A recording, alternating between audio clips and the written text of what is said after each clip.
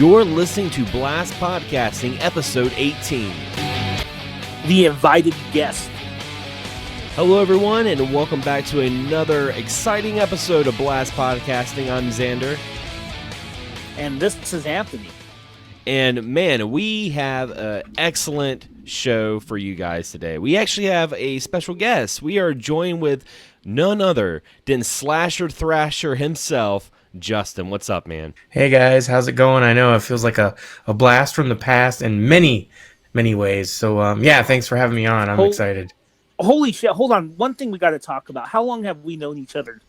Since pretty much since like it's been like since the birth of YouTube gaming in a way. And you think about it, because I don't know how I met. Was it through Whitey?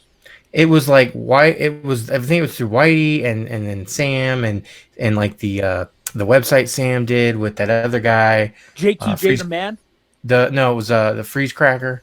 Oh yeah. But I was but you know JQJ, right? It sounds familiar. Yeah, he was a big fixture in those days too. Yeah. There was a lot of guys back then, older names like Stan Birdman and just a bunch of different, the almost like the pioneering gaming YouTube days back when it first was starting. And just a real quick for those that maybe newer or don't remember those days. Those days were probably from around 07 to 10. Would that be safe to say? Yeah. And I would say it was the Wild West back then. Mm-hmm. As a matter of fact, my original channel had like 10,000 subs or something like that, and then it got axed because I kept getting copyright infringements just for uploading. It was like I uploaded Grand Theft Auto content, and Rockstar did not want anyone uploading anything. And so I had the funny story about this is I had 2 dings from that content, and then I did a Saints Row video, and it got dinged for Grand Theft Auto, and I lost my channel, and they wouldn't give it back. And it wasn't Yeah, and it wasn't even, and YouTube itself is still hard, I guess, to work with. I've heard from the higher ups and big guys, but even back then it was like you couldn't hear it from anybody. And so yeah, it was like there was no fighting. There was, for whatever reason, they were copyrighting a lot of. Sorry, I keep getting disconnected, guys. That's okay. It's all good. Yeah, there was no fighting that stuff back then. Like, you just had to deal with it, and I almost quit. And then I started over, and then I went overseas for work for a couple year and a half. Yes. And I just kind of slowly rolled back up and have changed on and off for years of what I was kind of doing and flowing. And now I'm kind of back to the original idea and name, except now I'm just mostly covering anything with horror and creatures and things of that nature. So that's more on my end to focus on what I'm doing and not have to cover everything, because trying to cover everything is like a drowning sea that you're stuck in. Yeah, I was about to say that's a good segue to kind of get into a topic to our listeners of who you are and what do you do on YouTube, because I mean, like, we've known each other for a long time, but some of the folks that are listening, they might not know who you are. So can you tell us about your channel? Yeah, so my channel is it's now labeled Slasher Thrasher, which was my original sort of naming convention, and I used to do a bunch of stuff involving everything gaming wise, but now I'm just kind of narrowed down to horror, anything with monsters, ghouls. It doesn't even have to be scary. It just has to be something that might be gory or have monsters or creatures, anything of that nature. And I do reviews, or I'll do live impressions. And stuff like that. And I mean, that it's like I said, it's done more because I've loved horror since I was a kid, growing up and everything, and it's always been something I love, and that includes movies. Also, I'll sometimes cover some movie stuff, but it's just been something I've really enjoyed. I've done indie movie making locally with a group, and I've worked on like 2 full featured indie movies for that. And horror one was a anthology called Fireside Tales, and another was called Monkey Farm, which was like a kind of like a found footage on a documentary on a abandoned testing facility involving a giant ape. So that was really fun to do. And now I'm actually working on a side project with some local friends, a paranormal show, and we've got 1 episode up. And this is sidetracked from my gaming channel, but it's 1 episode up, and we just went out to a really cool location this last weekend, and we're there all night actually filming in this abandoned hospital. So yeah, I'm just I guess I'm trying to narrow down what I do, and some people say it's good for a channel in general, not trying to cover everything. And I know, like, especially with you guys, a lot of you guys love those RPGs or the retro stuff, and you guys focus on. And my thing is, I love everything. I really do. I love getting my hands on anything, but trying to cover it all is just a nightmare. Yeah, and not a fun one. Well, so, and I think in a way it makes it so that even an audience might not know exactly what you're doing. So I don't know. I think it's good for my progression forward and my focus. What I was going to say real quick too is, you mentioned indie horror movies. I have a really funny indie horror movie story, and I don't even think Anthony's heard this, but when I was in high school, we had the dreaded senior project that we had to do, and my senior project was on horror movies, and I mainly focus on the social and political idealism of horror movies. That's what I did my paper on. And, awesome. I had to write an 8-page paper, and then we had to do a product. Well, the product in senior project, say you were doing it on cooking, your product would be like a menu item or something you would cook for the classroom, where I was like, I'm going to make a short horror movie. And the problem was being in high school, and I was already kind of like the edgy guy, not the guy like listened to punk music and stuff, so they were kind of nervous that I was making a horror movie because they were like, oh guys, this is gonna be like a Rob Zombie movie. But no, I had to fight tooth and nail. Thank God for Mr. T, my English teacher. But I did a movie. I'll tell you a fool. I did a movie called Dead Unleaded, and what it was right after the events of Hurricane Katrina. If you guys remember, after that tragic event, gas prices were going sky high. So I made a movie about the government coming out with an alternative fossil fuel, but the problem was the fumes of the new gasoline was causing people to go crazy, like 28 Days Later crazy. Ooh, I like that. And Nice. so it was a really short movie. It was like a 15-minute little short. And I remember, because we had no budget, what we did is the part where it was like the main kill, I pretty much killed my friend in the movie. We're like in the car, we're like talking and stuff, and then he has to pull over because his car was like acting finicky. So he pulls over, and we're in the middle of a Suburban. He pulls over, and he's like, one side's the road, the other side's the ground on the curb. So you can see me in the shot in the car, like convulsating. I go down and I slowly rise up. I open up the car door. He's like got his head in the hood looking at the car, and I throw him over to the side where the ground is, and I had a hammer, and I drove the hammer as hard as I could into the ground, but the angle, all you could see was his feet from the car. So you just heard like 3 big thuds.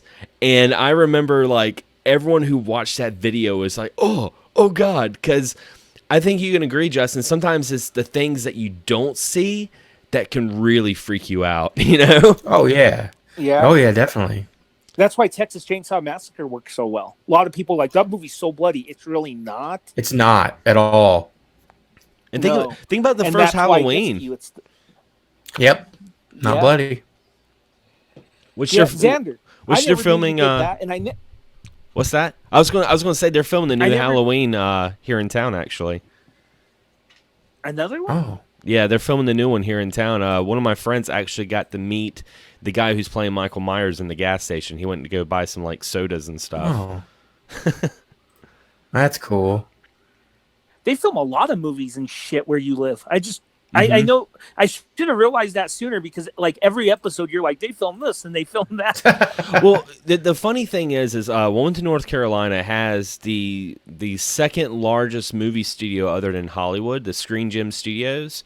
And we used to have a lot of movies filmed here like back in the 80s and 90s. But, I think when they started changing like the taxes and everything, that's when a lot of companies started, either filming in LA or going to like Canada. But I mean, like we had Swamp Thing. We had that filmed here. That was actually just down the street where I live, because I live right by Greenfield Lake. And I remember I heard a big explosion one night, and I'm like, "What the hell was that?" And like later on, I found out, oh, they're filming Swamp Thing. That's what that big explosion was. Yeah, we filmed. That's awesome. They filmed Swamp Thing. Back in the day, they filmed The Crow, Super Mario Brothers, Iron Man 3, Maximum Overdrive was filmed down here. Little Monsters. I mean, there's a lot of movies. Wow. A lot of movies. Yeah. Super Mario Brothers, huh? The cream of the crop. Oh my You god. gotta love it and hate it. I gotta apologize to the audience. I disappeared because I was having some connection issues. So, but Well, I'm they're glad all you're fixed. Yeah, I'm back. It's awesome. And you know what? I want to go back to something that Justin said real quick about the focus. I think with me and Xander, when we do our videos, we focus on just what we like and not specifically a genre, right? Yeah. Yeah. Or I bitch about something in my case, But no, I like understand. virtual consoles. I was gonna say I understand what Justin means though about like just trying to cover everything, because I've had to kind of categorize as things that I do, because sometimes I'd be like, all right, well, I'm gonna make a video on this, and I remember a couple of years back I did a review for Payday 2 on my channel because I got a review copy for that, and I was like, oh, okay. I remember that. And it was the most awkward video. I mean, the video was good, but it was so like outside of what I do. Yeah, it was so outside because I mean, I usually cover I cover RPGs and retro games, and all of a sudden I'm like, hey guys, check out Payday 2. Yeah, and I bet that was like a moment where you're like, you know what, I shouldn't do stuff like that, because Yeah. You're right. Well, and I mean, of course, there's those games that will get offered, and you're like, oh, that looks like something I like. But then there's those ones you'll get, and you're like, well, I wouldn't normally try it, but, and then you think, oh, why did I do that?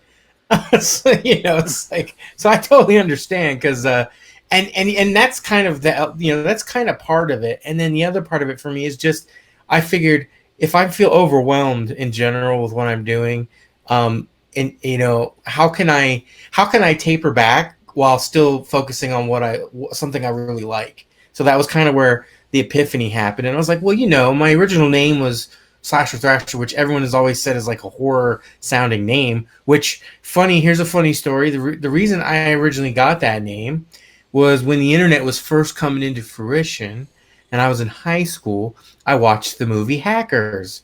And everybody was like, watching the movie Hackers. And I was like, man, that's really cool. And I was like, I need a hacker name. So that was my hacker name that I was going to have. and then I started researching like hackers and this, that. And I learned that, hackers are doing illegal things and going to prisons. And I was like, not going to be a hacker anymore. But the name kind of handle just stuck for a long time. And so that was what my original, like, even YouTube channel was called.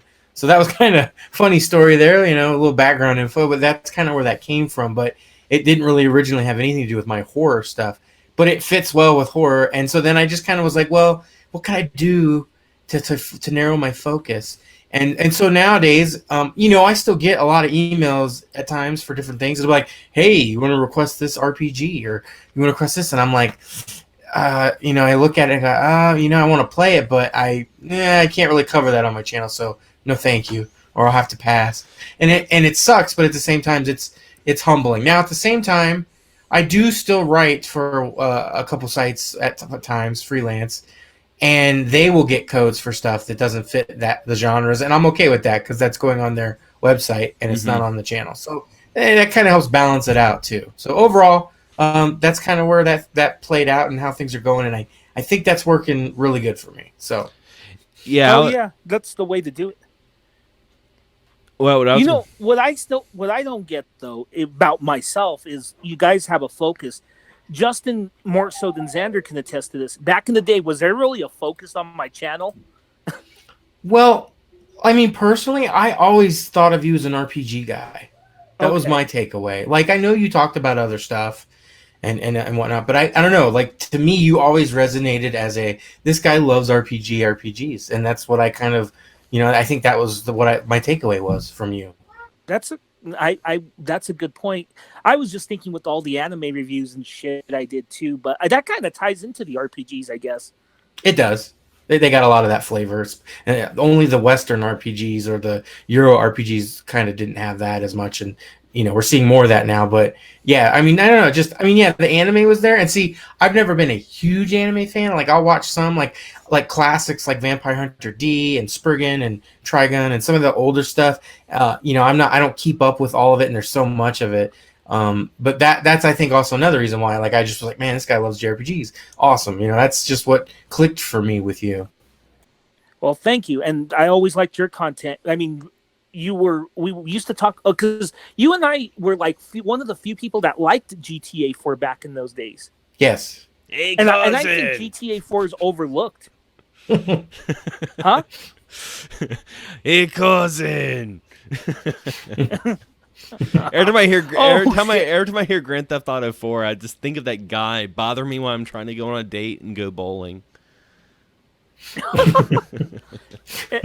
You know, that story was actually really good though. It was. Yeah, it was a good game. I think it's gotten forgotten, but oh well.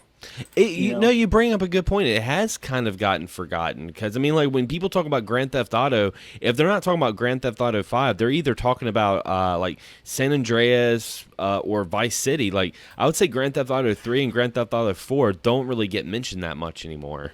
It's interesting. Yeah. No.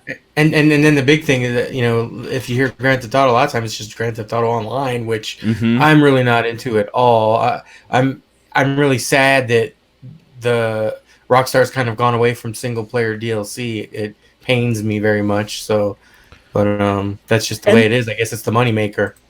And they did single player DLC so well. That was proven with both. That was proven with both. Whatchamacallit? Grand Theft Auto 4 and Red Dead Redemption. Yeah, the Undead Nightmare, Ballad of Gay Tony, and the there was the other DLC that was about the biker gang. Yeah. They were excellent. Both of those were really good. You know what? I have to thank you too because I almost passed on Red Dead Redemption. Oh yeah, you talked me into it because we were doing another project, another podcast back in those days, and I remember you were super hyped for it, and I didn't trust it because of Red Dead Revolver. Yeah, which wasn't even their project. It was something they took over from Capcom and bought the rights, which is a fascinating story. And just kind of made some changes and released it because it was in the release purgatory of sorts and development hell. And then they took it, and then they went with it in their own direction. And I mean, I liked Revolver enough, but it was very. You just tell it was rough and that there were some issues, and obviously it had a really crazy rough development, and so yeah, to see them kind of take that franchise and turn it into this open world, you know, potentially, or you know, what was potentially considered one of the best Western game ever made, it was kind of crazy, but they did it, and yeah, I don't know, and it's funny because I was super hyped for that game, and I played about half of it, and I got sidetracked because, you know, even then there was so much stuff coming out and whatnot.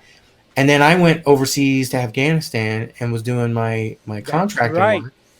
And I decided, you know what, I need to finish this. And it was crazy. It was like, since I'm from Arizona and I love the location and everything, when I played that game over there, it was so much more impactful to me because it reminded me of home.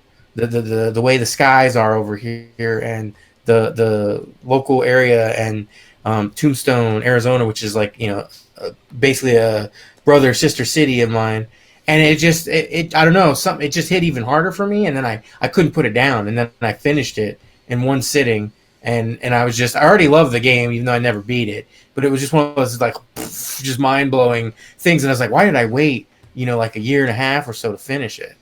It was just kind of crazy. But at least you finished it. Oh yeah, and I've played it a few times now. Now, real quick, I have to ask you, what did you think of Red Dead Redemption 2? Because that one I had a harder time to get into. I still loved it. You still loved it? I did. So let me just say this. You know, with games, especially open world, nowadays, it seems like we were flooded with open world games. And the thing is what I find is if you're not into the theme 100% or the idea of whatever the game is that's open world you're playing, and you start to taper off and play other games, you'll get sidetracked, and then you'll either put it down or whatnot. But that game, I didn't like play anything else. The only time I played anything else was if like a friend wanted to play something online. Otherwise, anytime I was playing something, it was Red Dead. And the only other game that did that recently for me was Days Gone. It was just like I would just only play that game. And both those games took me like a month to a month and a half of solid playing on my time when I had time to finish, and I just loved them both, and they're both very character driven, you know. And I will say Red Dead 2 to me starts off much slower than the first, and I feel like I don't know if that was done on purpose. And inherently, if you've ever watched a lot of westerns are slow. I mean, it's just kind of like part of their. I don't know if it's part of the genre or how they've been formed, but a lot of them are really slow build-ups. Even Red Dead 1 to an extent, it had a great opening, kind of just starts off, and then it kind of slows down a bit. So I honestly, I love both of them, and I think as a whole, looking at those games together, because in reality, when you put them together, they're telling one huge story in reality. When you finish Red Dead 2 and you watch the scenes between the credits, it is basically connecting the ultimate dots that lead right up into the first game. So it was really cool to see that, and it was like, wow. And the epilogue in Red Dead 2 literally builds up stuff with the first game also. So it was really cool to see all that done. But yeah, I can, if people don't like, I mean, there's a plethora of reasons why people don't like Rockstar games, from the way they control to the way some of their mission designs are. But I think the one thing that Rockstar has always, to me, done is whatever world they create, they sell it 110%.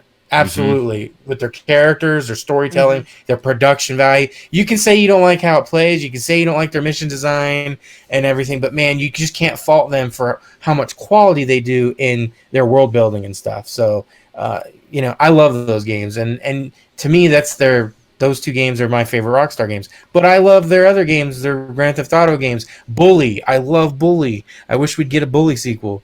I just like that Rockstar usually takes the time to put that energy into their games. But, and this is kind of a criticism across, I guess, the industry as a whole, as we get better graphics, we get bigger teams. As we get bigger teams, we get longer games. As we get these bigger teams and longer games, we get more insanely detailed games. And the one side effect of that is we get less games from these companies than they originally made. So you look at something like Naughty Dog, and you got Uncharted, 1, 2, and 3 in one console generation, and The Last of Us.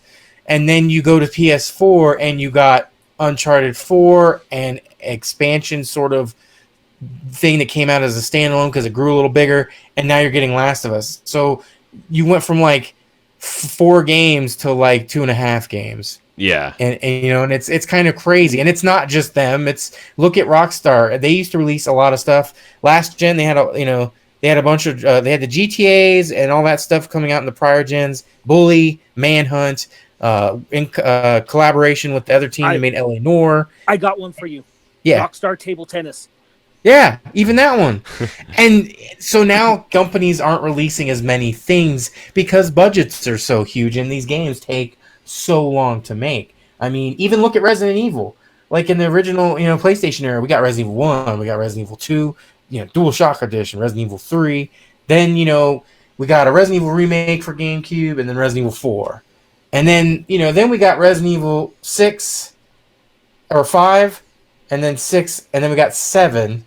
But it's just like there's just a slowdown of sorts. Oh yeah. And I get it, but I on the other hand, I like when you see companies that are kind of more like triple or double A, sort of like a mix between, indie and not all the way triple A, but kind of there. And I like when you see releases like that because usually you'll get like something every couple of years. But the industry's in such a weird place. I know we kind of went off in a different direction, but the industry's in such a weird place because we have so many games coming out. I mean, I know there's always been a plethora of games, but now it's like you've got 20 plus indie games coming out every other week, and then you have the AA games and you have the AAA, and I feel like the space between the AA or the space in between the indies and AAA, the AA guys, I think those are less and less over the years. It feels like there's tons of indie games. There's still, quite honestly a huge swarm of AAA, and then the middle ground's kind of, I don't know. To me, it feels a little lacking lately in general. And then there's the ton of re-releases. Correct, and then there's the as a service games, and I mean, I get from a business perspective why that's happening, because it keeps you getting revenue, but at the same time, if millions of players are playing, Overwatch, and millions of players are playing Apex, and millions of players are playing this. Well, where does that leave time to play all these one-off games? And that goes into another whole spiel of like, now that people can play entire single-player games on Twitch or put them on YouTube, like if I, times have changed. We're all older, and we grew up in a different era of gaming as it's been changing. But if you went to like a teenager who's in high school right now, and I bet if you handed them like 3 games and you said, well, hey, here's this game that's like, really short. Here's this game that's like, Uncharted, like it's super crazy budget action, but it's only going to last you 15 hours. Or, hey, here's this game that's free to play, Fortnite, that all your friends are playing, and every time you play, it's a unique experience. You never know what's going to happen when you're playing online. More than likely, people are going to want to play that one, and they'll just watch like Uncharted on YouTube or on a Twitch streamer, and they won't even buy it. They'll just be like, yeah, whatever. I don't need to play it. Like the entertaining level these days is a lot on online stuff and your interaction with friends, and we get that because we did couch co-op. That was our thing. We all did couch co-op back in the day, or LAN parties and all that stuff. So yeah, it's great. But now we didn't have YouTube to look up like video, like if your parents said, hey, or as a teenager you're like, well, I can't only afford one game this month, you wouldn't buy that one game and then the other 4 you were interested in and go watch a YouTube walkthrough on and then just not care about it. But that happens for sure. We had rentals. And rentals. Yeah, what I was gonna say was, my girlfriend has 3 sons, and they're younger, and it's funny because I think a lot of gamers our age don't really think about the younger generation, because a great example would be like Mario Kart Mobile. Okay, everyone's making videos on Mario Kart Mobile and slamming it and saying like, oh, it's full of microtransactions. Who wants to play this? It's just a bunch for casuals and stuff. Let me tell you, these 3 kids love Mario Kart Tour. They love it so much, and that's the thing. Like, they play on their phones all the time. That's what they do, and I think a lot of, and I hate to say that we're like out of touch, but when it comes to that, I think a lot of older gamers are completely out of touch. Because we come from a different generation. We played Super Nintendo and Sega Genesis, and we played RPGs. And you look at it now, and the younger kids, they like Fortnite, they like Apex Legends, they like Roblox. Holy shit, they love Roblox. I mean, these are free games. Can you imagine us getting free games when we were kids? We would have ate that up. Like, my mom doesn't even have to buy me this. I can just play this. Like, of course. And that's what and you got a great point, because that's why I find it's funny when people bark online, and as they say that the loudest barkers are the ones that get noticed, but at the same time doesn't always mean that is actually the case on how games are going to sell. More recently, a good example of that was so many people were like, I'm not buying Borderlands 3. Borderlands 3, Randy Pitchford sucks, yada yada yada. It's on Epic Games Store, and then Borderlands 3 comes out, and in like a week I think they sold like 5 million copies. It was like the best 2K selling game. And I'm like, so what I'm hearing is a lot of people that were just complaining and bitching online are really not the majority. And that's what happens. You see the majority, what you see online is not the majority. I feel like just sometimes the majority lines up with the way online reacts, but overall, just because online is saying negative things or bad things or isn't in touch is completely separate of what could be the real deal. And for example, I have no doubt that when Diablo Mobile launches, it's going to be crazy. That game's going to probably get a ton of sales or money, and people are going to play it. And and then people are going to be like, well, what happened to all these people that were upset? And that goes back to the other thing: options and choice. I'm all for options. If a company wants to make a mobile game, cool. I'm sure I might have some personal disappointment if it's a series I love and they're doing a mobile version, but I'm not going to condemn them. They're a business. They need to make money. If they don't make money, they won't keep making games, period. So they have to, they have to change. And I get that. People don't like change in general in their life, in their work. But it's a constant. It is the one thing you are guaranteed in life is change. So it's, for me, it's one of those things, I just go with it. Like, I might not like some, but I ain't going to be some keyboard guy that's like, oh God, this is horrible and this company sucks and I hate them. Like, no, I'm just not going to talk about it. I'll just play what else interests me, which is such a good thing people should remember, is just play what you're interested in, and who cares about, it's like the difference between if a company makes a product that I don't like or I think is dumb, I'm not gonna go out there and blast them.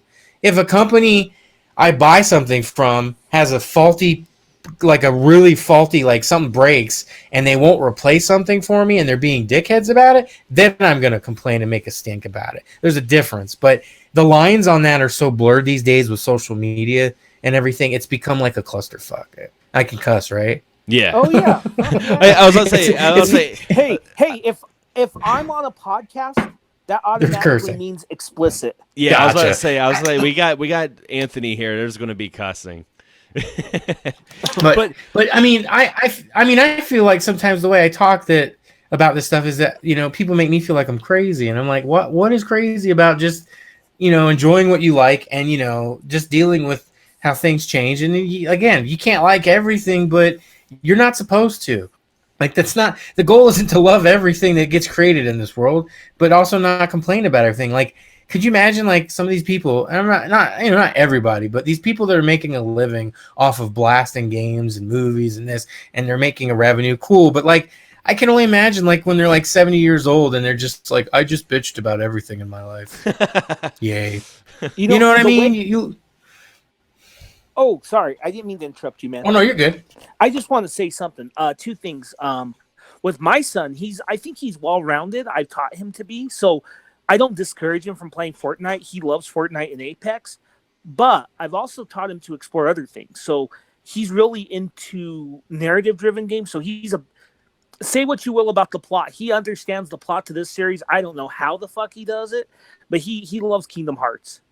Oh, dude, that's me. I love King Heart. I can't explain half of it, but I can't. Like, I could be like that's to me. That's like an anime gaming problem. Like, they convolute their stories so much, but in reality, you could be like, bad thing wants to take over this stuff, and they got to stop it. That's the simple story. But yeah, you got to get all these weird things and names and stuff. But I get it. I love that series, but it's convoluted as fuck. Yeah, the first game isn't though. No. The first game is very simple, but after that, it went all crazy. I love the story of the first game. I think it's like a great kind of like animated feature. Oh in a yeah, way.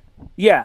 So he loves that series, but he's also gotten into a series that Xander has heard me talk about all year, and that's the Trails of Cold Steel series. Oh yeah, you're like the spokesman of that series, man. You're like the Trials of Cold Steel guy. It is. Yeah, that's awesome. Have you played those? So my history on that is I had heard of them. Then I played the first one on Vita. I didn't finish it, but I got really far and I loved it. And then I think they were bringing the second one out and I never got to it. So I've picked up the first and the second one on PS4 and I'll be getting the third one because they are definitely in my will play because I loved what I played of the first. Yeah, Xander, more reason to buy those, man. yeah, I gotta check them out.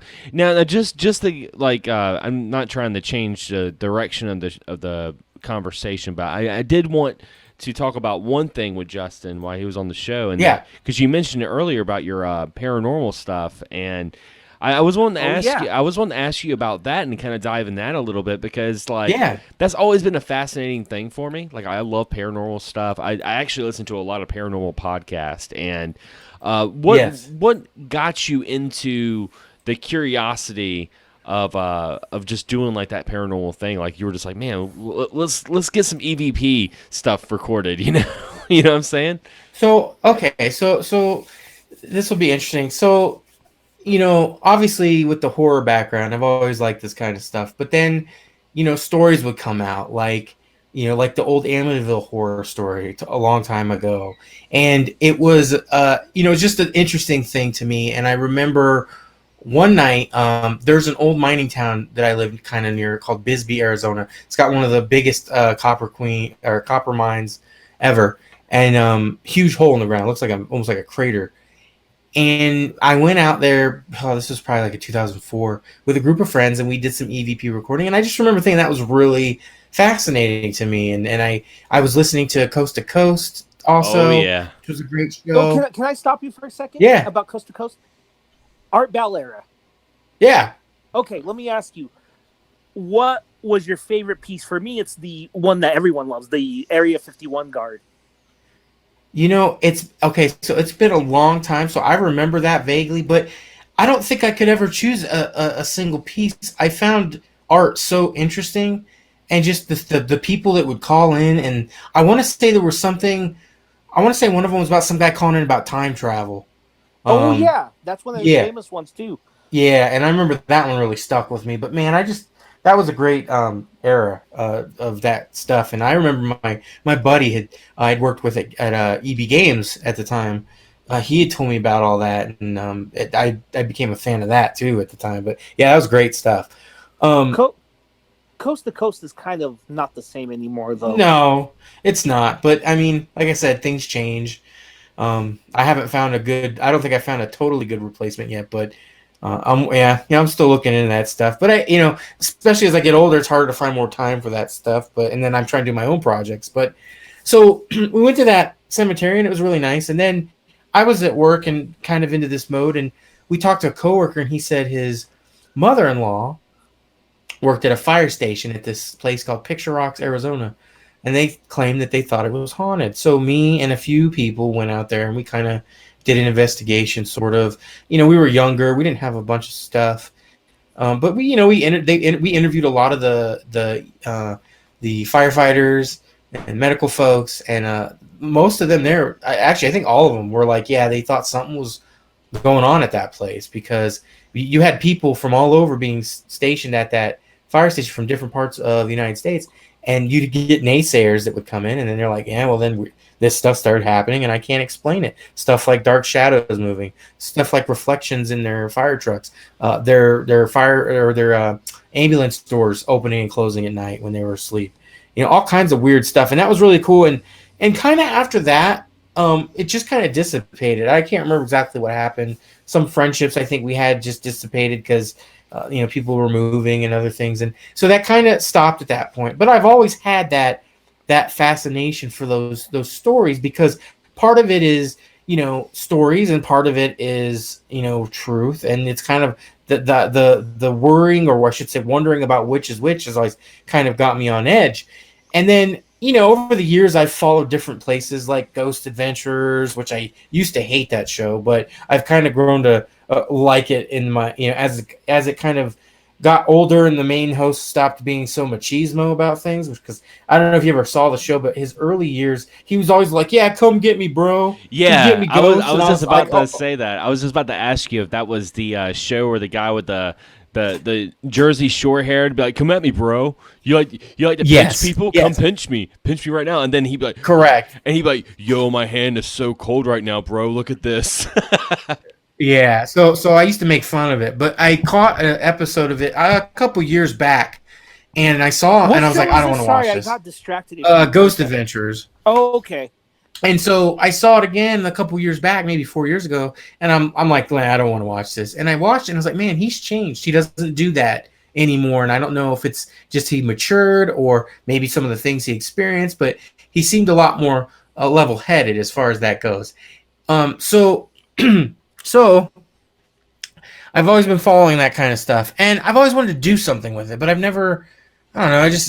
I don't know. I just never could get it going. So, a couple of friends of mine, just two other guys, my buddy Dan and Mark. I've been doing stuff with Dan for years with his camera stuff, because he went to school for this kind of thing, and then Mark, he does like 3D stuff and all that. But we were kind of talking, and they wanted to like make a production company of sorts called Bad Blood Productions. I was like, okay, cool. And he's like, we can do like an umbrella of sorts. We can, if we want to work on a game, maybe we'll do it under that, and I'll spearhead something, or we do this. So I started talking about, well, maybe we should do a paranormal thing. So we went out and we filmed. There's a local river here called the San Pedro River, and it's one of the few rivers that flows north. So it flows from Mexico up, and it's got a lot of urban legends around it, and there's an old ghost town around it. I would say it's about maybe 10, 15 miles from Tombstone, Arizona. So the whole area is littered with old ghost towns that are either completely gone or there's very small remains around Tombstone. So, and we've heard stories about that whole river. One of the famous ones that is talked about everywhere in general with rivers, and especially Mexico, is La Llorona, and just a few different things. I know. Yeah. So that's just one of the legends and all that. But we decided we'd go out there at night, and there's an old tunnel. There's an old tunnel where the train used to go over that's all tagged up. And years ago, my brother would tell me that supposedly there was devil worshiping going on out there. And there's just all kinds of stuff and weird stories of a stranger on the road and disappearing. So we just decided to go out there and film our experience. And we went on a couple nights. And we had a good time. And we were like, let's present if we find anything odd or weird and kind of go from there. And so we did that. And we got the first episode actually uploaded about 3 weeks ago or so. And, people really had a good response to it. In the meantime, I was trying to work on finding a new location. So I had seen a Ghost Adventures episode about 6 months ago or so. And it was at this building that I had wanted to check out like 2 years ago when I was doing the movie stuff, the indie horror stuff, because we were looking for location scouting, and we saw this cool building that wasn't being used. I was like, man, this would make for a great place for a movie, and we could never get a hold of the people. So when I saw that they went to this place in the show, I was like, are you shitting me? Like, whoa. So then I was trying to look up stuff, and I found out that this place is now offering people to come in, and you can investigate all night. And I guess they've only been doing it for about a year, and it's called it was called the Phelps Dodge Hospital, which is the mining company that owned a lot of stuff around here. And they're calling it the Copper Canyon Paranormal Research Center. But it is the place I wanted to check out. So they were like, yeah, you can come here, and you can have a group of 4 people or up go and explore this place.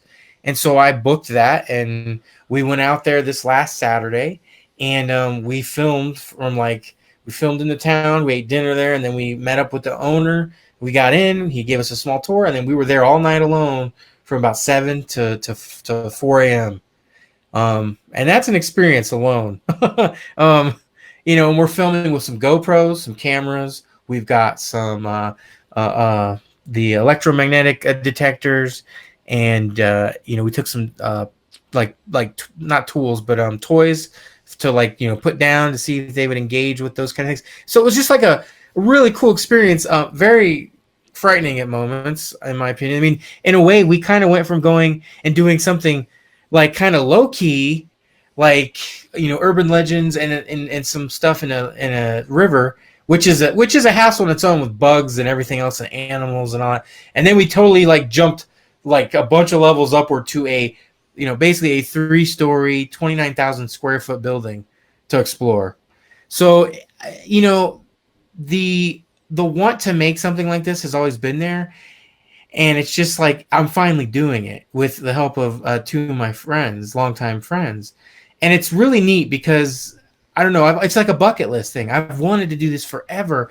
And part of the reason is watching these shows, I feel like you never know what's real or what's not, or what is produced, because TV is meant to entertain. So it was like, I want to do it for myself. I want to see what I experience. And of course, with paranormal things, you could go to a place 5 times and only one time something weird happens, because that's just, there's no science to this. This is all kind of pseudo science and all that. And, it's just one of those things. Like one of the buddies of mine, Dan, when we were doing the stuff at the hospital, he was having a good time and everything. And at one point he's like, I don't know, I feel like I kind of expected more. And I was like, well, I mean, what did you expect? Like a ghost to jump out at you? Or, what the best thing you could hope for is like an inanimate object flying across the room or falling or something. I was like, apparitions that appear full-bodied, I was like, you rarely hear those. And when they do, it's usually from somebody who's worked in a building for years and they saw it one time, or they live in a house and they saw it one time. I was like, you got to realize, if you believe in this stuff and you believe in how they kind of materialize, it takes an immense amount of energy for them to project themselves or do things. So sometimes just nothing happens. And he kind of understood that. He gets it. He's, I would say him and my other buddy are kind of more on the skeptical side, and I kind of fall in the more neutral. I believe in some stuff. I'm kind of skeptical on the other. We don't have, as of now, with the 3 people we don't have anybody that's like, this is real, this is happening. We're very, kind of meticulous about it. And for example, early on in the investigation, when we first opened, we had the front door open of the building. There was a lot, the wind picked up like crazy, like shortly after we arrived in town, and the wind was blowing this tarp on this piano that was in the lobby area covered up, and we're just getting stuff ready, and all of a sudden we hear this boom, from the piano, and we're like, oh shit, and then we were like, okay. And I'm like, it's got to be the wind. It's got to be the wind. And then we put the rock back up, and then later again, it happens again, and we're like, okay, it's the wind. The wind's hitting the tarp. It's pulling the tarp a little by little, and it's doing it. So whereas in some instances somebody been like, that's a ghost. Yeah, that ghost did that. So we're trying to be raw, real, and give it give a real perspective on this stuff, and without doing it so Hollywoodized or fancy. We have our goal is to make our episodes with an intro of history, and there's a little production there, and then it's basically raw video edited together and segmented by whether it's different nights. Can I stop you for a second? Oh yeah. I watched the first episode. Yeah. And one thing that struck me was how well it was edited. So who's doing the editing? Well, so it's kind of a dual thing. My buddy Dan is kind of helping edit like all the video footage together. Like, say for example, if we have 3 cameras rolling at once, he helps edit it all together to where it's all lined up to where we can switch angles when we want to. It's between the 3 cameras. Aside from that, I'm doing the remainder editing of what stays in the episode, what we trim, what we cut, what the transitions, the narration. I'm doing all that, and then I show them, and we kind of go, okay, this works good. And so that's kind of where it's going. So thank you for that. It's kind of like I said, it's kind of a dual thing. You guys do a good job. I mean, that's what I was asking, because one thing that struck me in that first episode was the way the camera angles just flowed so smoothly. Yeah, and he uses a gimbal. So for that, he's using a gimbal, which keeps things very steady. And then on that, we also had at some points GoPros on a gimbal or GoPro on my shoulder. So for example, as kind of a preview for this next episode we're working on with the hospital, in this case, we had more stuff. We had him with his camera on a gimbal. We had my other buddy with another camera he had carrying on his own. We had a GoPro on my shoulder. Then I had a cheap handy cam with night vision that I was using occasionally. And then we had a GoPro back at home base that was just recording basically the desk and where we were at when we were gone and when we're there and everything. And then we used our drone for footage outside of the mine and the building. So, this one has a little bit more camera work in it as far as in cameras. But same kind of thing. We're going to go through, you're going to see, probably we're going to segment this one instead of nights. We're going to segment this one, since it was one continuous time, by like first floor, second floor, basement, outside. And then we'll probably do like a EVP session that we did, and then like maybe like a wraparound, and then probably then our verdict again. So our goal is also at the end to give a verdict. And the one thing I wanted to make it clear to people is that when we give a verdict, we're never going to say this place isn't haunted. That's not really what we're there to do. We're going to say what we felt or what we experienced, and that, hey, this is what we got from it. And, it's potentially, it could be potentially haunted or not. We don't know.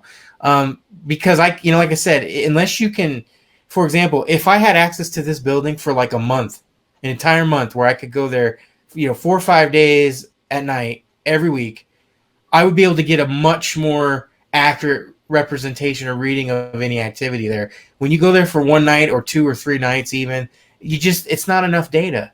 Just like any data collecting, I look at this the same way. So our goal is we want to tell a story of a location, or if somebody has a house haunting they think they have, we're open to hearing about that within the Arizona area. We'll be willing to talk to somebody. We want to tell people stories, investigate, and then just verdict whether we think, what did we get, and then leave it at that. So as you saw on that episode at the end there, our verdict was we didn't experience too much at the river, but that doesn't mean nothing happens there. And that's kind of the goal here. We're keeping it raw. We're not trying to overproduce anything or fake anything. And that's what we want to be. We want to be kind of real and not do any of this hokey stuff. And I'm not even saying some of these traditional TV shows do hokey stuff. I don't know for sure. But, you get those, like, they got those intros and stuff where, like, they'll do segues of like somebody standing in a corner and like vibrating viciously, or somebody opening their mouth and blood pouring down. And I get it; it's like supposed to be like, oh my gosh, it's scary, But to me, sometimes it totally takes me out of it because I'm like, that's not. You're just kind of fluffing it. It's like clickbait, because sometimes like you could say the person with their mouth is flowing, but then that you find out that in the show they just tripped and hit something. Well, yeah, but I'm saying like they spookify it even in their transitions. Like, oh, we heard there was there's a story of a little girl, and then they'll have a video of a little girl slow motion walking, and then all of a sudden fast walking, and then she comes to the camera and her eyes turn white or something. It's like, do you really need that? And kind of like this goes back to kind of what how Xander was saying. Like sometimes the things you don't see are scarier, and so like some. Oh, go ahead. Oh, go ahead. I was just going to ask you, little girl just reminded me, what does your family, your wife and your little girl think of all this? Are they into this stuff too, or? My wife in general isn't into the horror stuff. She'll engage with it with me a little bit here and there. As far as doing this project, she's okay with it. Her one thing is, please don't bring anything home with you. That's what I was going to ask at one point. I was like, are you scared sometimes that you're going to bring some sort of like energy back home with you? Do you like sage yourself when you're done? Like if someone like, I was like, I get the sage out. Okay, we gotta go. Yeah, no, we don't do that. But here's the thing. Like for us, we don't mess around. So when I say this, what I mean is we're not doing Ouija board stuff. We're not doing seances, summoning. We're not doing any of that. So we're not trying to invoke anything that isn't already there, and we're not trying to cause a reaction to bring something out. Now, that's not to say something couldn't attach to me, but we're trying to be very neutral when it comes to these investigations. Yeah. Now, I did bring like a rosary with me that I have, and I did bring a Bible just in case, because it's kind of like a, you never know. But it's one of those things where, like, I personally feel the majority of these things, if they're happening, are not malicious. They're playful, and they're there like a record of sorts, almost like a like something replaying, or something just being there and messing with things, and because their energies can. And now, granted, if I go to a location and I feel an evil or overwhelming sense of nasty presence, I don't know how I'm going to react. I might have to be like, guys, we need to stop, or we're not doing this. And I feel like if that happens, we'll know. We'll have a feeling. I personally, when I do these projects, or the last two investigations, I do get moments where I feel nothing, and then I feel weird. So, for example, another kind of preview of the second episode, we did a tour with the guy, and I felt fine. We were on the first floor, I felt fine. We went to the second floor, and like immediately getting on that floor, I felt terrified.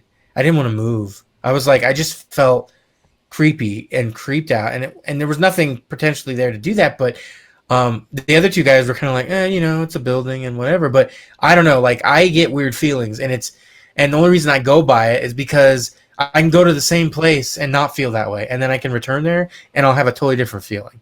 So I kind of go off of that. Like I don't overact like, oh my God, I'm feeling something. Oh God, But I remember there's a part where we're up there on the second floor right away, and I just don't feel good. I don't feel right. I feel off. So that's kind of where we're taking this, and I really hope that people continue to enjoy this. And I think you want to know the biggest kind of hurdle for this stuff, honestly, is finding people willing to talk about it or let you explore a place or a location. We did go the weekend before we went out there. We did go to Tombstone, and we got a couple contacts there to try to do an episode on locations there or the town itself. So our goal is to do one there, but we don't know. We don't know if we'll be able to get that. That's an in progress. I'm kind of doing the backing of that right now as we're finishing up on this one. So our goal is to hopefully do an episode every couple of months. But again, the hardest part I think so far is finding or getting someone to let us check their place out. Like for example, this place we had to pay $400 for. Oh wow! But we split it between us, so it was like 100 and something between all of us. Not too bad. But some places do want to charge, and we're we obviously this is a hobby. This is a side project, passion project. So as of now, we're non-commercial. We don't make any money off of it. So this isn't something we can do and pay a bunch of places for. So, like for example, another place we want to go to is a ghost town called Ruby, Arizona. It's kind of out southwest of Arizona. It's kind of near the border, but I've been there before for doing a movie. It is such a well-preserved ghost town because nobody's there. It's way out in the middle of nowhere on a very rough dirt road, so you can't just fly down it. You have to go like 10 miles per hour to get there once you hit that dirt road. So overall, the trip from here takes about 3 hours. And it's so well preserved. There's a schoolhouse there with the chalkboard up, chalk all over it. There's a old piano in that room. There's old playground slide, like metal that's all falling apart. There's old cars. And it's just a really creepy place. And see that one has like that one is like owned by somebody, and they have a guy that stays there and sleeps there. And I think you pay him like $6, and you can stay overnight or stay there for the day. So we could easily go there and won't have to charge us an arm and a leg just to make an episode. So it'll be really interesting as time goes on. And but these guys are into it. I'm into it. I've always wanted to do this. So this is like a dream come true. I even told the owner of the building of the hospital, I said, thank you. I said, it's like a bucket list thing I've always wanted to do.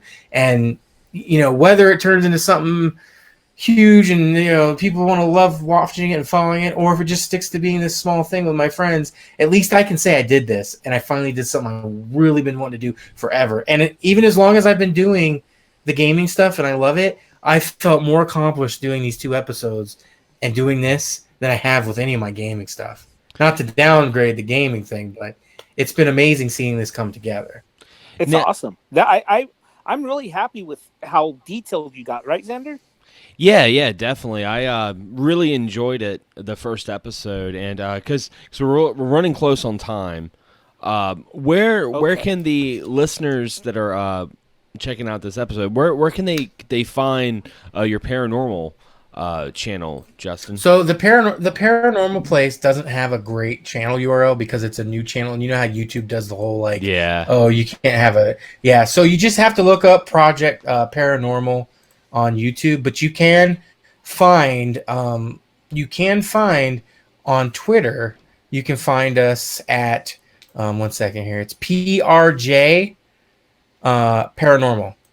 What I'll do, find us there. Yeah, what I'll do is in the description of this episode, I'll have the episode to that channel, so it'll be easier for the folks to find if they want to go straight to that YouTube channel right after listening. And it's on Facebook too. There's a Facebook channel, or there's a Facebook page for it as well. So we'll post everything on the Twitter and the Facebook page. So if you're interested in that, and not only do we post the episodes, we do post like our pictures and stuff of the night, or of research, or of stuff paranormal in general. So it's a good place to follow if you're interested and want to go on this journey with us, really.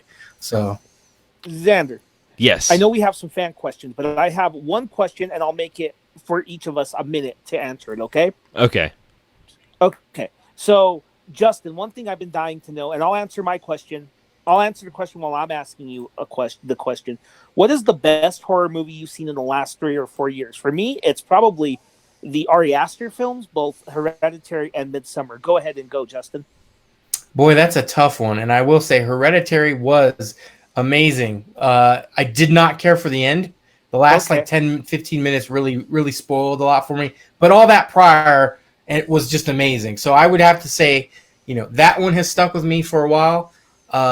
It's not really a movie, but the show, the Haunting of Hill House on Netflix, really got to me really well. I really loved that. There were some single take shots that they did for 12 minutes on that were just amazing to watch, and the cinematography is great. And then I know this one gets a lot of flack, but I find it just so interesting what it was about and just how it played out was It Follows. To me, that was just just a really creepy, weird movie that it had me on edge because I was like, where it could be anything, it could be anyone, and it's coming for you. And they didn't explain a lot, which people hated. But again, as we've said, the things you don't know about or see can sometimes be the most terrifying. So that's the things I can think of off the top of my head. Oh, one more. The Autopsy of Jane Doe. I love that movie. Good one. Oh my gosh, that movie blew me away. It's a slow burn, but man, just how that all came together. Whew, that was a great one.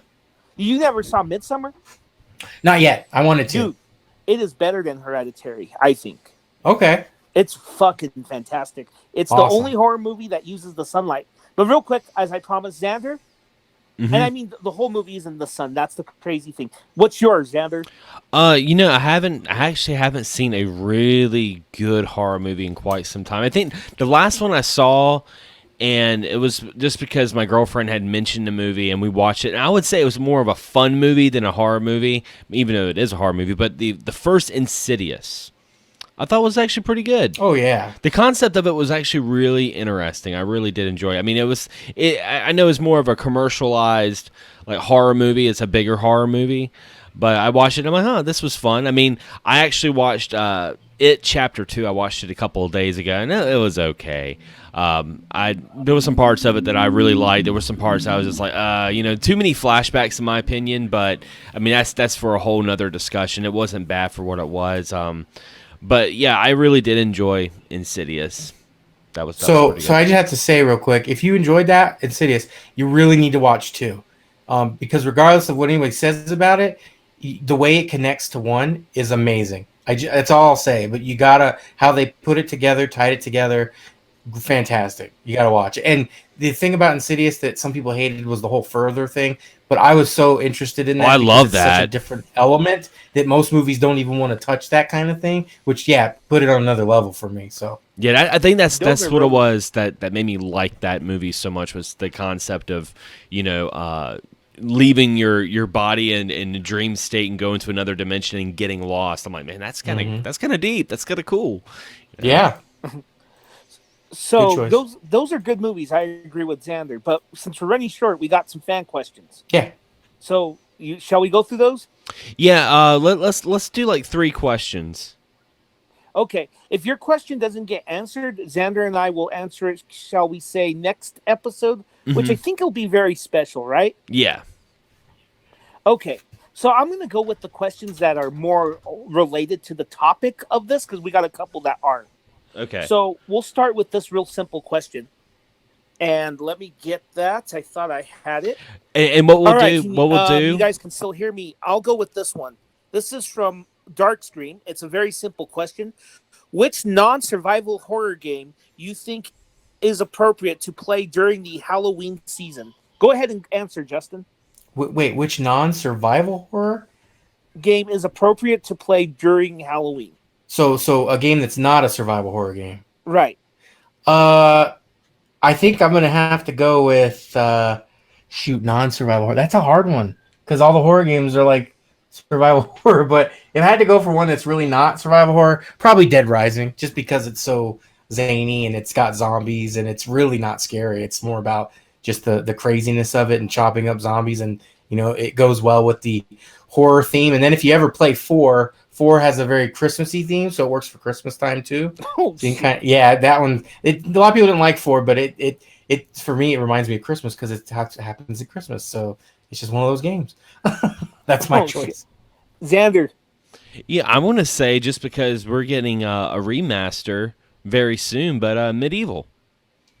Oh yeah, that's a good one. That's very Halloweeny. Yes. For me, I got 2 of them, and they're both arcade games. One is a very obvious one, Splatterhouse. Oh Classic. yes, classic. And then this one, Xander, this is a game I know you love, and I love, Night Slashers. Yes. Oh yeah, that is another great one. Yeah. Yeah, Night Those are good Slashers choices. is so overlooked. I'm so happy it was re-released on the Switch last year. Mm-hmm. Yes, that's Okay, definitely a so- good one. So let's go ahead and go to the next question. And that one will be, let's see. This is from Death by Yeti, and he goes, here's one. In terms of your own taste, whether it's the movies, games, or books, what makes good horror? Xander, go ahead on this one. When it comes to horror movies, when I was younger, I loved like gore and the old slasher movies and stuff like that. Now I'm a little bit, I steer a little bit more towards the paranormal stuff. Like that's what I really like. So if it's something paranormal, about ghosts and Ouija boards and seances and stuff like that, even if it's something I can get sometimes get cliche. I really like that, and I like something that's like a little bit of a little more psychological, not so. When I watch a movie, I want to be like, oh, I didn't expect that sort of thing for a horror movie for me. Gotcha. Justin?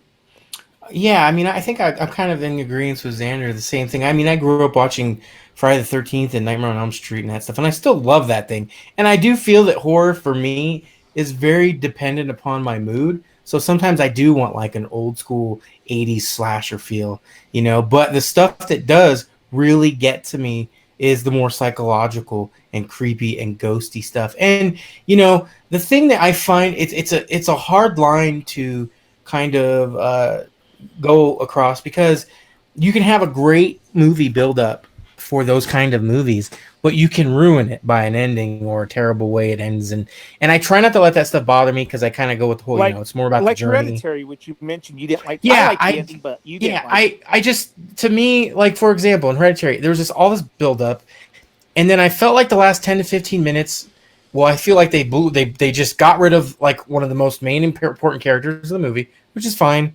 But then I felt like the last 10 minutes of the movie was basically, hey, if you didn't understand what this movie was about, well, let's explain it to you in 10 minutes. Like, it felt like they were really exposition-y on what, like, and I feel like if they would have kept the mystery there and ended it on an idea of maybe it was this, maybe it wasn't this, I just think it would have had a bigger punch to it. And, for example, another movie that I really liked was Mama. Like, I thought it was creepy as hell, and then you get to the end when you see her, and you kind of lose the scariness. Like you said, you see it too long, and then you go, instead of looking scary, like, that kind of looks goofy.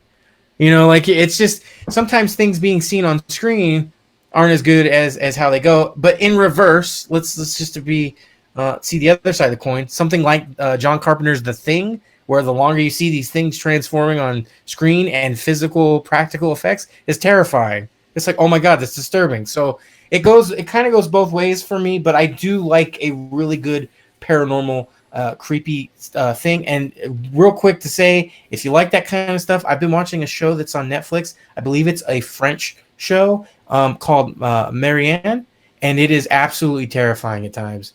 Definitely watch it if you like that kind of stuff. I will check it out. For me, real quick, I think it's really the way tension is done on it. Tension and the buildup. And that's why, like, I think Midsummer is a much more effective movie than Hereditary, because I think the ending, I won't spoil it, but the ending is not as exposition-y at all. Okay. Cool. But it's really, whenever you see it, because you and I talk on a regular basis, let me know, and we'll talk about the ending. Okay. Yeah, definitely. But it's definitely on my list.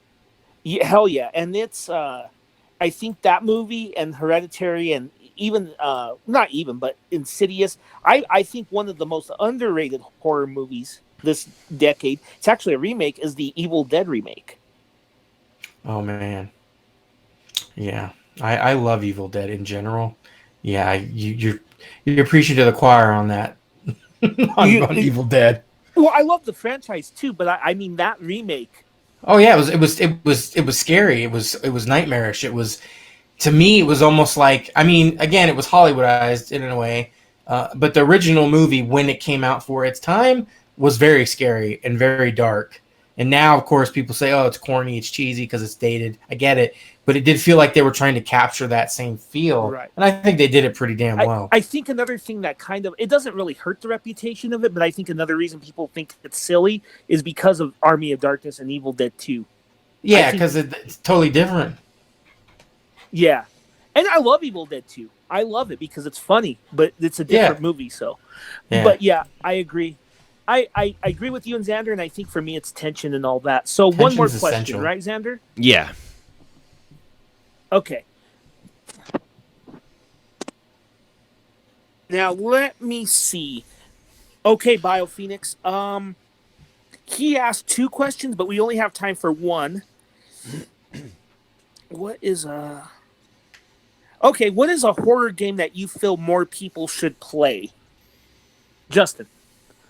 Oh, I will definitely say The Evil Within 2. I feel that game did not get nearly enough credit for what it was doing. And the first game was kind of The first game I love too, and the first game to me is a darker, nightmarish feel. The second one has more of a psychological, also poltergeisty, just odd feeling and different feelings, different kind of themes. But I don't know. I just feel like 2 came out and nobody talked about it. 1 came out and there was a lot of talk about it, but 1 also came out right when the new consoles were coming because it was actually a cross-gen game, and of course less games to play at the time on the new console. So I think that helped it. But when 2 came out, it seemed like it just didn't have as much fanfare, and I thought 2 was fantastic. So that's one I would like to see more people check out. All right. Yeah, I haven't played it, so I guess that's proof that there's not a lot of people. I haven't played even the first one. Xander, what about you? I'm going to go with a little title on PlayStation 1, and it's, I guess you could say it's horror. It's a little bit more sci-fi, but Gorillions. Gorillions was a game where you played as, and it's been a long time since I've played it, but I remember you played as kind of like an escaped like government test subject or whatever, and you had telekinesis, and it was almost like the Resident Evil kind of engine where it was like tank controls, but instead of like using guns to kill zombies, you were using like telekinesis and making things float and stuff like that. Yeah, I played that one. It was really good, but no one ever talks about it. Yeah, it was. Yeah, it was really good. You're right. That was a kind of a hidden gem back then. Mm-hmm. Mine's gonna be weird because a lot of people are gonna argue, well, Magus, a lot of people have played this. Actually, this game gets fucking forgotten. It's one that Xander and I've talked. You probably know what I'm talking about, Xander. No, but go ahead. Its sequels override it. Okay. Silent Hill, the original. Oh yeah. I mean, Silent Hill, the original. I'm sorry, but I'm that guy that likes that one over the second one. And I remember, I think last episode we were talking about. Yeah, we were about the whole pyramid head thing and how a lot of people that resonated with them, so they kind of forgot about the original, which had the fucking demon babies and shit. Yeah, the original was a twisted mind f. And what was, you know what? I agree with that. And what was nice about it, as far as I remember, was there was no joke endings. No, I don't think so. Yeah, no dogs being a DJ or whatever the fuck they did in the second one. Yeah, I don't. Well, you got to realize too. Go ahead. What I was going to say is, I think the first one did have the alien ending, if I'm not mistaken. Yes.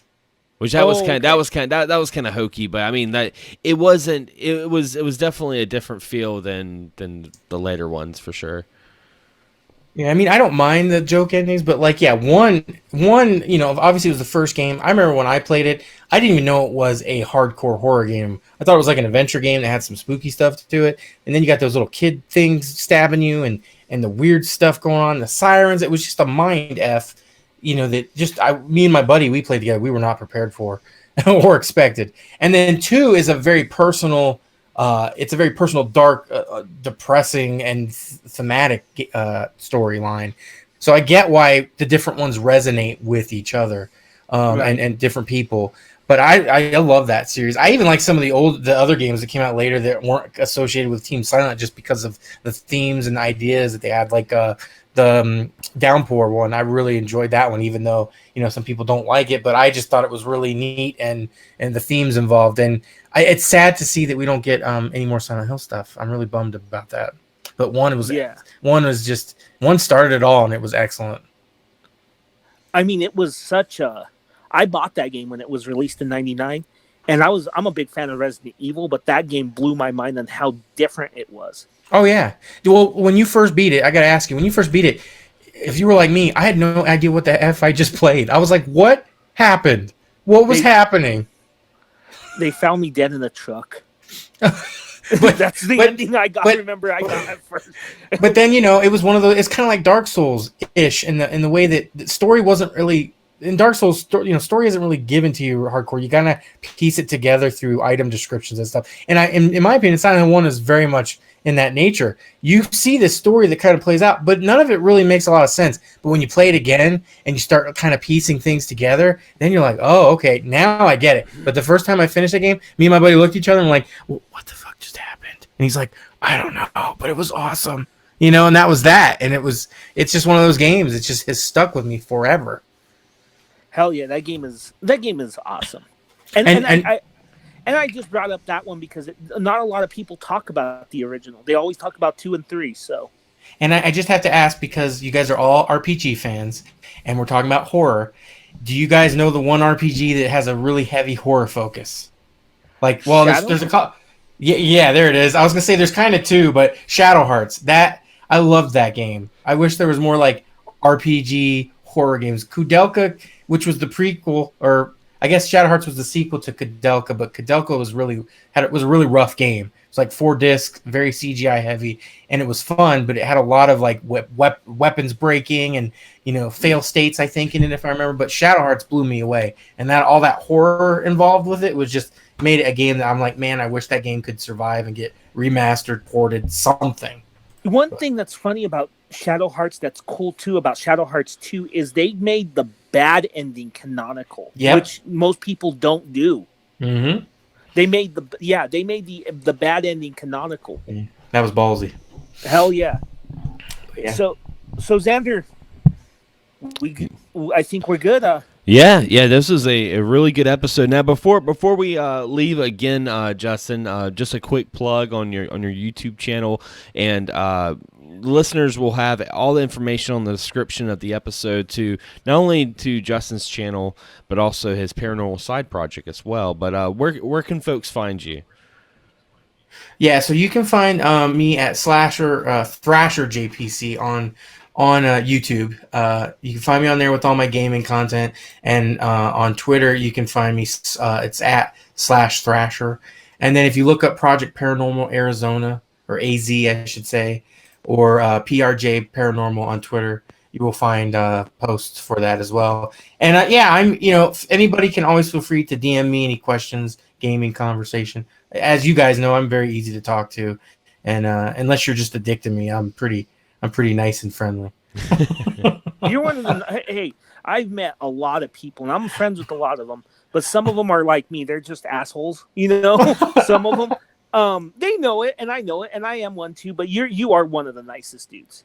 Well, thank you, and both of you guys. Ever since I've known each of you, I've loved my interactions with you. I've always have a good time talking to you guys. When we talk again, it just feels like no time has passed, which is always to me a kind of good sign of dealing with people that you just enjoy being around. And also, Xander, I love your hair as of now. I know when I remember I first met you, had really short hair. Yeah, I kind of got the rockin' hair going, and I'm loving it. So rock on, man. Oh yeah. Yeah, we got to get you back on for sure. Oh yeah, I would love to be. We didn't really get to talk about horror video games. We did at the end a little bit, but I'm sorry if I talked too much about my other stuff. No, not at all. Because when we have guests, you're not when we had was it Cock? I always fuck up his Carcamo, name. Yeah, the wrestler. We just listened. It was him telling stories. So when we have a guest, usually it's Xander's and I's story when it's just him and I. But when we have a guest, it's your story. Does that make sense, Xander?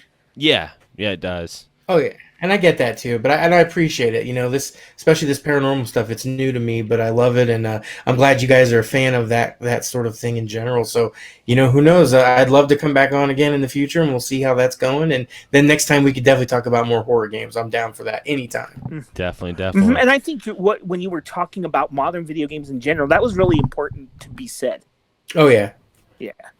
All right. Xander? Well, yep. As always, guys, thanks for listening. And again, thank you again, Justin, for being on the show. It was always a pleasure. Always a pleasure. Anyway, guys, always thanks for listening, and we'll be blasting off to the next episode.